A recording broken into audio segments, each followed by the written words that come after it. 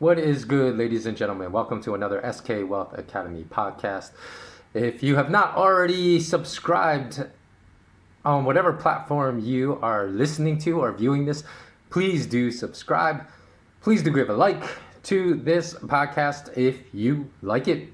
If you hate it, then vote thumbs down. But when you vote thumbs down, please also let me know why. Don't just vote thumbs down. Let me know how I can improve the podcast.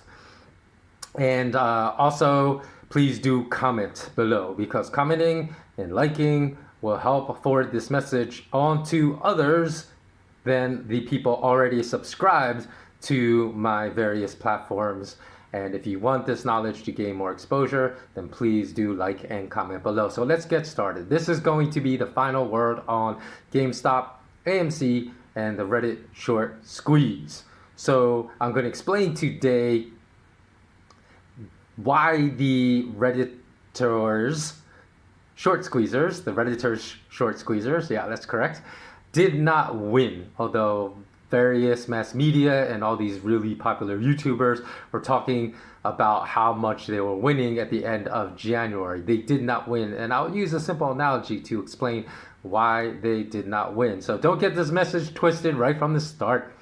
It's not because I don't want to see David win against the Goliaths in the financial world. I'm one of the Davids, so of course I want to see the Davids win. But I will tell you what the mistakes the Redditors made in their attempted short squeeze. So hopefully a lot of Redditors will listen to this and be able to learn from this in any future strategies that they attempt to deploy against the Goliaths. Now, I'll also explain on my Podbean podcast, which you can find the link in the show notes below. The address for that is skwealthacademy.podbean.com.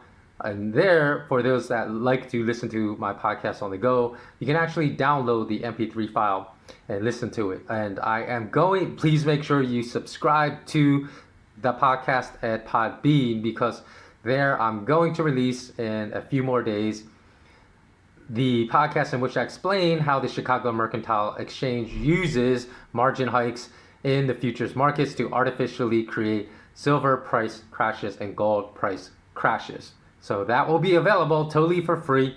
And that was a previous Patreon-only podcast made only to SK Wealth Academy Patreon members. I'm going to make that available to the public on my Podbean platform, so please make sure you sign up and subscribe over there. But to explain, turning back to GameStop and AMC short squeeze, why that I think it was $8 billion of losses at one point. They are created for hedge funds that had gone short against those two stocks. Guess what? Why that was never a win, despite so many channels saying, oh, this is the David slaying the Goliaths, they're winning. And why it was never a win was because if those losses had been real, and I'll explain what I mean by that in a second, then those hedge funds would have gone bankrupt and collapsed. And how many hedge funds do we hear collapse out of that strategy? None. Exactly. So, and in fact, I will even explain why that short squeeze created bigger monsters and empowered those hedge funds even more. So it had the exact opposite effect in the real world than they wanted it to. Why I said those losses were not real, because those losses were only on paper. And losses do not become real in the finance world until they are realized. And those losses were not realized. So they did not win. It wasn't even a temporary win. And people think, again, that I'm saying this in spite, in some kind of, I don't even know why they would say that in spite, because as I've said, my public record is out there for 16 years. I've been publishing articles, I've been publishing podcasts, uploading videos to my YouTube channel. I had a previous YouTube channel that YouTube shut down because I was speaking too much truth to power, and that previous YouTube channel had over 13 million views of all my YouTube videos. So if you go, I have a long story in history. I'll tell you exactly where I stand on this issue. So if you know anything about me, you would know that I'm not saying any of this out of spite, but just out of reality, because this was reality. And any person that would say that is someone that does not know me in the slightest, even, for someone that has never met me, meaning that they've never really even consumed my content over the past 16 years and then just want to stay in judgment of who I am. So they did not win because they could not win, because they didn't understand how markets truly worked and how price mechanisms truly worked. So in deploying the strategy, in executing the strategy, they were depending upon knowledge, which is nonsense, garbage, rubbish knowledge distributed either in business school or business academic programs or MBA programs, which, by the way, were founded and were funded and continue to be funded by the financial ogres that the Redditors say they want to take down. So if you believe you attended any of these MBA programs, I don't care if you went to Harvard Business School. I attended an Ivy League school undergraduate, the same university where Wharton MBA program is domiciled.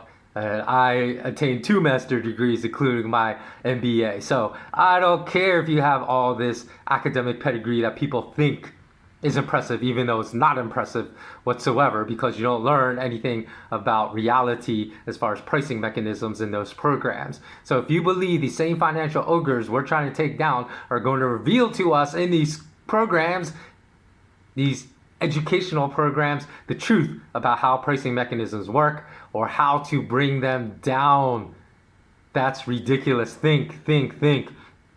If you are these uber wealthy people founding and funding these schools, would you teach truth to power to enable your own takedown, or would you be teaching propaganda and presenting it as truth in these business schools? So there's no way possible that any of us could have learned anything in school that would allow us to capably bring down any giants in the fight of David versus Goliath. So I'll reveal a few more massive myths recently repeated by billionaire hedge fund manager Stanley Druckenmiller in an interview with Goldman Sachs that recently occurred that are patently absurd and untrue, but yet the majority of people in our world still believe them to be true. So I'll reveal that in an upcoming podcast. So subscribe to my YouTube channel and hit that notification bell if you haven't, if you want to be notified of when I post that. As that is going, that we already recorded that, but usually, like as I said in previous podcasts, I usually record these podcasts maybe at least a few days to a week or a couple weeks in advance of when they are released. So let me use, I said I was going to use a simple analogy. I'll use a sports analogy. I hate to bring this up as a painful event for rabid sports fans from the ATL, but remember that Super Bowl a few years back when Atlanta was murdering the Patriots by like 130-7 at halftime. I know I'm just speaking hyperbolically. I can't recall what the exact score was, but they were absolutely slaying the Patriots by halftime. And during that game, nobody ever thought the Patriots would come back. They thought it was over, it was a wrap at halftime, and that the Falcons were going to hand the Patriots, I don't know what it would have been, their third Super Bowl loss. And that situation at halftime that existed during that Falcons-Patriots game was analogous to when Redditors short squeezed GameStop shares to $500 a share, and when they squeezed AMC shares to $20 a share. But returning back to the Super Bowl game, what happened? The Patriots won. So any temporary position of holding a massive advantage is not a win. Do the Falcons to this day, because they held a massive advantage in that game, hang a banner from their stadium saying Super Bowl champs? No, because they never won. It was never a win. And that's why it was ludicrous for all these people in the media, all these YouTube podcasters saying that the Redditors were having experienced this massive win against the hedge funds, because the only thing that mattered was the outcome. Didn't matter any temporary massive advantage. And I can guarantee you that the hedge funds being targeted, once they understood what was going on, they likely rolled their maturities of the shorts out further to allow them to hold on to their positions. And in fact, they even probably started opening up some call positions as, say, GameStop shares were squeezed from 20 to 100, then 100 to 200, then 200 to 400, and 400 to 500. So in essence, they could have offset any of the losses on the shorts by opening up call positions, call options on the shorts. And I'm pretty sure that they probably did that because they understand the game much better than any of the Redditors. And then secondly, what they probably did is they probably not only rolled out their shorts, rolled out the maturities of the shorts to be able to hold on to them. So they were just, like I said, paper losses, not realized losses. They probably stacked the shorts higher too. So they probably opened up more shorts on the way from 300 to 400 and more shorts on the way to 400 to 500. Why? People say, why would they do that? Because the shorts are just going to continue to lose money. Because they knew, which I'll explain later eventually, that they were going to win and that those shorts that they were stacking would then become hugely profitable. So what happened in that Super Bowl game, right? As I said, the Patriots executed a miraculous comeback and won and beat the Falcons. And I can't recall if they went to overtime. Not really that interested. I didn't even watch that game. This Super Bowl, I watched like 5 minutes. That was about it. So I couldn't tell you the exact details, but I'll tell you why this analogy is 100% relevant. Okay, so because the hedge funds understood the system, I understand the system, and I'm telling you, the vast majority of the Redditors did not understand this manipulation game. The hedge funds knew they eventually could force the price back down to the current levels where they sit now, like GameStop. Again, I'm always saying this when I record it. I don't know where the price is going to be when I release it. It should be fairly close to the price where I record it, but GameStop shares are at $60 a share. And then AMC shares have fallen to, I think, $6 a share right now. Remember, I was saying sell them even at when GameStop shares were like $380 a share and AMC shares were still $17 a share. So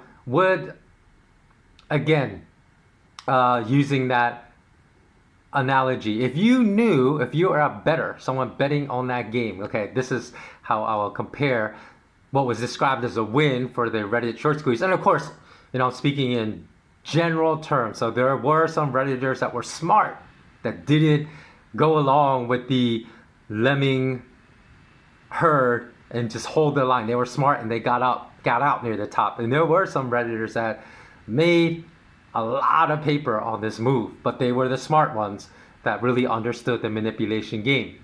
But most of them were, spreading the meme, hold the line, don't sell. This isn't about making profits. This is about bringing them down. And I'm going to explain why none of that was ever a possibility. And so the hedge funds that understood this, they held the line on their shorts, okay, because they knew they were going to eventually bring the share prices down again. And regarding the Super Bowl game that I was using as an analogy, if you were betting on that game and you put $1 million and at halftime people were teasing you saying, oh man, you're so dumb, you just lost $1 million, but you knew that the Patriots were going to come back and you could place a bet at halftime, what were the odds? The odds are probably going to pay out if you bet on the Patriots beforehand because they were the favorite. Maybe you had to bet 2 times what the payout was. So you had to bet $1 million to win $500,000. So people were saying, hey, you lost $1 million. Look at you, you dummy. You thought that the Falcons had no chance. But at halftime, you knew the Patriots were going to come back. So when you looked at the line, the payout was now 50-1 on the Falcons because everyone thought the Falcons were dead in the water. So you doubled down and you bet another $1 million, knowing that the payout that the Falcons won was going to be $50 million on that $1 million bet, whereas the payout if you won on their first bet would only be $500,000. So what happened? The Patriots went on to win, and without that massive advantage, that was not a win. The same thing that people called a win when GameStop shares went to 500 and when AMC shares were short squeezed to 20. People were calling that a win. It was not a win. It was just a temporary advantage that the Falcons had at halftime. Guess what? the bettor that doubled down and eventually won in profits $50.5 million.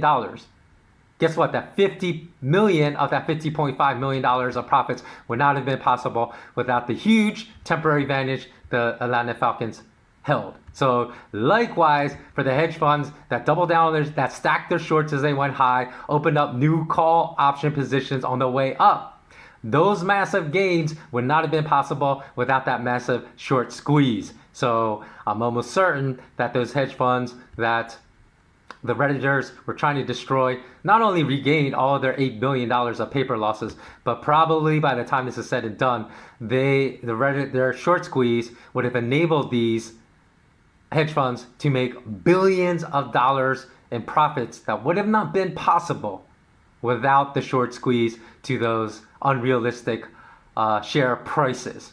So again, for everyone that was saying in the mass media on YouTube that David had won this battle against Goliath on Wall Street, they had no idea what they were talking about. None whatsoever.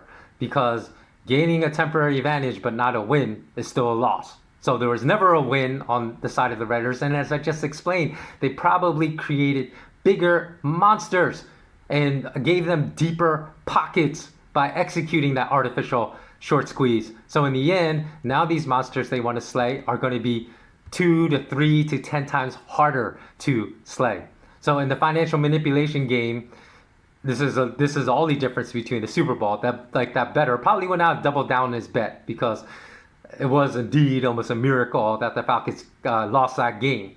So no bettor is going to rely on a miracle to get even a $50 million payout, because you got to put $1 million down to get that $50 million payout, which you would think, okay, I'm not going to double my losses from $1 million to $2 million, so you're just going to stay out. But in the financial manipulation game, guess what? Hedge funds know the outcome. They knew they could bring the price back down. So by opening up new positions, even stacking shorts, this was a sure thing for them that was going to create massive profits that would have not been possible without the short squeeze. So again, as I already said, had the Redditors never executed a short squeeze, sure, the monsters would have survived, but they survived regardless. They survived even the short squeeze up to $500 a share GameStop. They survived the squeeze up to $20 a share AMC. So all they did was create bigger monsters with deeper pockets that are going to be harder to slay in the future. And that basically sums up the consequences of the Redditors short squeeze of GameStop and AMC, and that is the final word. So when David tries to slay Goliath, he has to have a good game plan. That was not a good game plan because it showed me very little understanding of the financial manipulation game. Intelligent game plan, excuse me, cannot be just to sling rocks at Goliath's knee that sends him tumbling to the ground temporarily, but does not slay him permanently. And all he gives him a lot of knee pain that once he heals is going to make him angrier and he will come back 10 times harder at David. That, to me, was the equivalent of the Redditor short squeeze plan. It's a noble plan, no matter how noble it may be. It's still a foolish one if the end game is not carefully planned. And the end and the consequences of not accomplishing the end game successfully are not carefully considered, neither of which happened in my estimation. So that's why I explained that the arena into which David has to enter in order to take down Goliath can never be paper markets that are severely manipulated and controlled by the Goliath. And I'm not saying this in hindsight. I published an article literally more than 7 years ago titled, "Ask JPM Fiasco Provides the Blueprint to Rein in Criminal Banking Behavior." And that I revealed the arena in which Davids have to take down the Goliaths to be the physical financial asset world. I said it can never be the paper financial asset world, which of course GameStop and AMC shares represent paper assets. So this is not like a Sparta-like event where if we have the courage and conviction to hold the line, we will win deal. That Redditor short squeeze was literally a naive David that didn't understand the arena at all, and he led 1,000 other Davids to their deaths and slaughter in that arena. So lastly, I want to state that we have to stop this cancel culture that's going on right now. because I tried to post these exact thoughts I just laid out here on a Wall Street Bets Reddit thread, but a Reddit moderator immediately deleted it, said, "Oh, don't tell him I deleted it," in a snarky fashion. And so I didn't follow up with any more of my planned posts that would have revealed everything I just revealed in this. And if you think I'm saying this in hindsight, just go to my YouTube channel. My YouTube channel, I was telling people that there was massive risk in staying in their shorts when GameStop reached $500, because I released that YouTube podcast on my channel at the end of January, before February, before GameStop shares crashed from $500 down to 50. I think it went to like a low of 49 something so far, and that was before AMC shares crashed from 17 all the way back down to 6 right now. So I know a lot of Reddit, it's not the same thing, my criticism of these Reddit moderators as being marshmallow Karens by censoring everyone that disagrees with them and being so childish and infantile. It's not the same as Redditors, because I know a lot of Redditors also slam these Reddit moderators. But I'm just saying, this type of cancel culture where we cannot let an opinion get out there to the internet that we disagree with is just so childish and so infantile. And this Reddit moderator knows now that he banned a post that could have helped literally probably hundreds of Redditors exit their positions and realize why holding the line was foolish at a massive profit, instead of losing almost everything, or maybe even now sitting on losses on their positions. If they had, I don't know if my post would have gained traction in that thread, but if it had gained traction, trust me, there would have been more than a few Redditors that would have read it, said, "Oh, this makes absolutely perfect sense." And even though I don't agree with what John is saying will be the outcome, that they will lose and the shares will go back down from 500, crash heavily, and that the shares will crash heavily from 20 in AMC. I don't want that outcome. That I know, I understand why that outcome is going to happen. So I will get out and at least take my profits and be able to use it to prolong the fight against the guys in the future. So again, I would say that for anyone that disagrees, and I made a podcast just for you about 5 to 6 months ago, which is titled "My Rant Against the Marshmallow Society." Go read it, because that will be for you. Because in a civilized world, we all can agree and disagree with one another without censoring and banning one another, and without even yelling at each other. A civilized society knows how to disagree with valid viewpoints that oppose ours in a civilized manner. So that's all I am saying.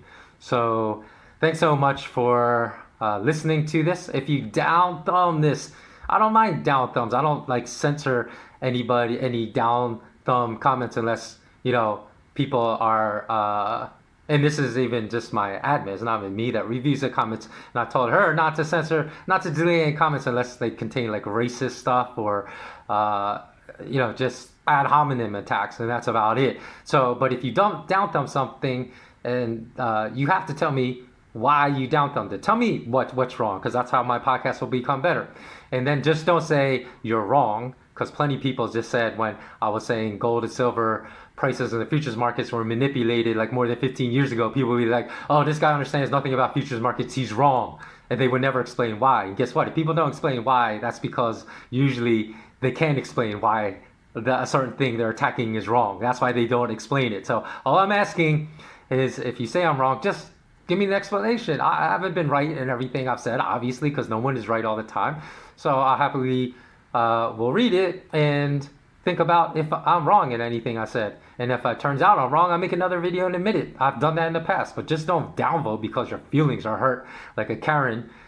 So tell me why I'm wrong. That's the only intellectual argument when you say something is wrong, is you have to explain why that person is wrong. You can't just say this person is wrong, this person doesn't know anything, which are usually the type of comments that proliferate in social media platforms. So thanks so much for watching. Always remain intensely curious. If you like to help support my channels and content, then please go to patreon.com/skwealthacademy and gofundme.com/F for fight/skwealthacademy. Take care.